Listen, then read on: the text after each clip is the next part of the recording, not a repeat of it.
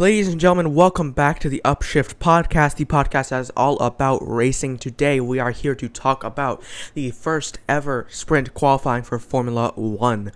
I'm so excited to get into this. It was so cool to see all the cars racing out there for qualifying positions. We had great battles. We had good moves. We had some drama, of course, as per usual throughout this entire season and through every single race, basically. But yeah, let's get straight into it. It is a 17-lap race to determine Sunday's qualifying order.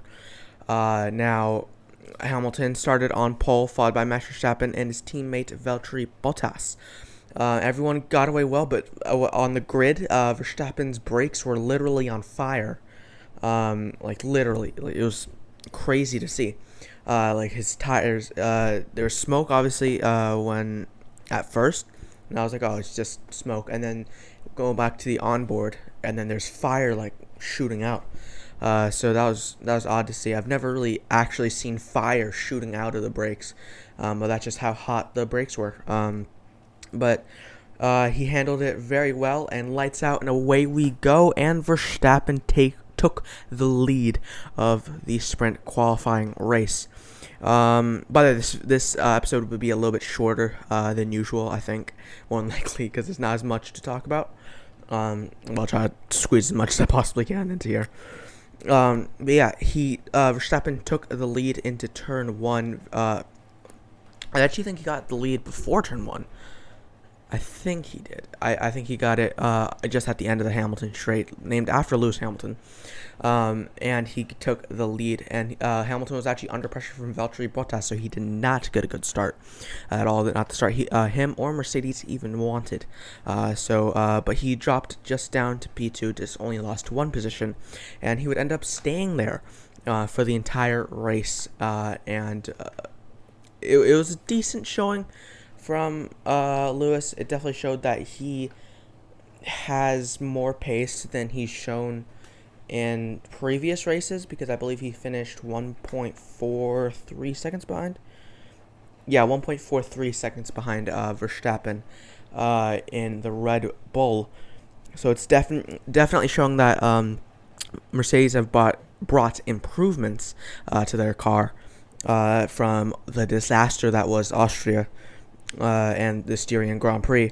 So they've definitely brought some very good upgrades to their car. And Valtteri Bottas was actually 7 seconds just behind Max Verstappen. Decent. That's a pretty decent gap, I think, for 17 laps. So Bottas, I don't think he's the man anymore for Mercedes. I gotta say, he's not the man for Mercedes anymore, and I might have a video later out next week talking about this exact topic. I don't think that he's the guy anymore for Mercedes. I think Mercedes should, after this year, it's been a good run for Valtteri, but it's time to go. It's George's time because they have to look to the future. I believe Lewis signed a 3-year contract or a 2-year contract to 2023 or 2024. I forgot which. And that will more than likely be the end of his career. It seems to be. So I think that after this contract runs up, he'll retire out of the sport, especially if he wins an 8th title. So I definitely think that they have to look to the future. And if they want a world champion, Bottas isn't really championship material. And they don't seem to have the same faith in Valtteri as they had a few years ago. And I'm certain that the F1 community doesn't have the same faith that they did in Bottas a few years ago. And I do think that Mercedes need to let him go and put George in. And inevitably, I believe they will probably also sign Esteban Ocon or one of their Formula E guys, Stoffel Van Dorn or Nick de Vries, once Hamilton retires. But yeah, we'll see. We'll see how everything seems to play out. But I do think it's time for Valtteri to leave Mercedes. To hang up the coat for Mercedes. I think he should join a different team. There's not as much pressure on him as Mercedes, because there's a lot of pressure to consistently be up there with Lewis, and it's no easy feat for Valtteri, because Lewis is one of the greatest drivers of all time, definitely in the top five. And that's why Pierre and Albon struggled, because they had such a great driver to look up to, but and to match, but they just didn't. They just couldn't match him. And here we are, with Albon out of the sport, and Pierre down in AlphaTauri. So, and Bottas is in the same situation as he is as Albon was last year, struggling way more than there's like a limit of struggling, and he's way over that limit.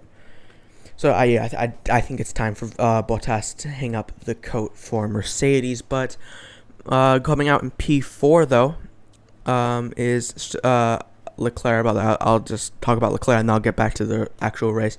Leclerc has shown that he's had very good pace throughout this weekend so far. This is in P4, I believe 11 seconds behind Verstappen, so that definitely shows that Ferrari have made improvements.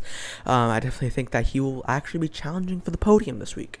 I'm super excited to see how Leclerc plays out, but it's just, can he keep that position, because he seems to be good in qualifying and good for the first stint of the race, and he kind of drops off at the end. So we'll see tomorrow for the race. But going back to the actual race, Fernando Alonso, driver of the day, by the way, for me. Sprint driver of the day. You got the first sprint driver of the day award, upshift day award, whatever. Alonso, you get an award. I don't care what it is. Alonso made up, I believe, 7 positions. Yeah, 7 positions in like 2 laps.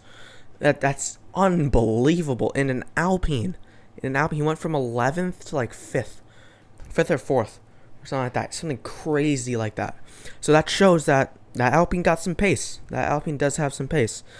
It's just how that Esteban and Alonso will use it. That is what we will see. Another guy who actually started well, but actually didn't ended up not doing very well, is George Russell, who gets a 3-place grid penalty for causing a collision with Carlos Sainz. They were going down to Brooklands, and I believe it was Lando Norris or Daniel Ricciardo who locks up in front of him. I think that disoriented George a little bit, so then he ended up locking up, and then that lockup ended up him hitting into the back of Carlos Sainz in the Ferrari, and Carlos lost a ton of positions. He was down in dead last, or just in front of probably Nikita Mazepin. But Sainz actually fought back all the way to get P11, so not that bad for him. And George Russell gets P9 for the day. But he does have a 3-place grid penalty, so he'll be starting 12th. Yeah, he'll be starting 12th behind Ocon, Sainz, and Pierre Gasly. So all those guys move up 1 position. I think that Carlos Sainz is probably happy to be back in the top 10 for this race. Good moves all around the field.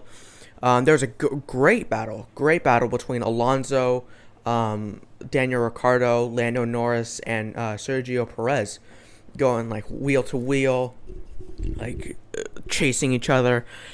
And then I basically know to almost every Albon fan, Albon's fans' joy, I think, Checo spins and crashes into the wall, and I believe he gets damage. I don't think he goes into the wall, actually. I think he just spins, and I think he just does something when he goes off where he just ends up crashing or damaging some part of his car that ends up with him actually retiring out of the race. So I after that happened, I immediately went onto social media and saw everyone saying like Albon 2.0, Albon's revenge or whatever. It was kind of funny. It was very funny to me to see all the Albon memes that comes out of the F1 community. So yeah, it was odd, but he is starting from P20, so let's see how he gets on. But Lando Norris and Daniel Ricciardo and Fernando Alonso all had a battle for P5 in the race. And finally, the two McLarens get past the actual get past Fernando Alonso for P5 in the race. So a very good result in sprint qualifying for McLaren, a 5 and 6, and Daniel Ricciardo is showing that he finally is getting some pace into that McLaren. He's 6 seconds behind. He was 6 seconds behind his teammate, which is not that bad if you really think about it. So a very good result for McLaren. I think they will be very happy with that. Further down the race, we saw some great battles between, I believe it was Lance Stroll and Kimi Räikkönen. Further down the field, we saw some very, very, very good battles, great overtakes, and that shows that this sprint qualifying format, it worked. I was one of those people who doubted it. I thought it was going to be a bit odd to see how it plays out, but it worked very, very well. And again, it's very exciting to see all this very short racing, what these guys have to do, what tire strategy. Do you go on the softs? Do you go on the mediums? Do you try to just sprint out as long as you can, try to build up a gap, and then pit, and then go again? Maybe, I don't know. But it was very interesting to see. So again, Fernando Alonso gets my sprint. I'm gonna call it the Sprinter of the Day award. That's what I'm going to call it, yeah. The Sprinter of the Day award. The Sprinter of the Day award goes to Fernando Alonso, the former Spanish world champion. So that is it. That's all the time we have for today. Thank you, everyone, so much for watching. And this is part 2 of 3. Tomorrow, the race rundown, the race review will be coming at you on race day, actually. For the Europeans, I don't know. I'll figure it out. But yeah, I'll see you all very, very, very soon. So thank you everyone for watching, and I'll see you all next time. Bye-bye.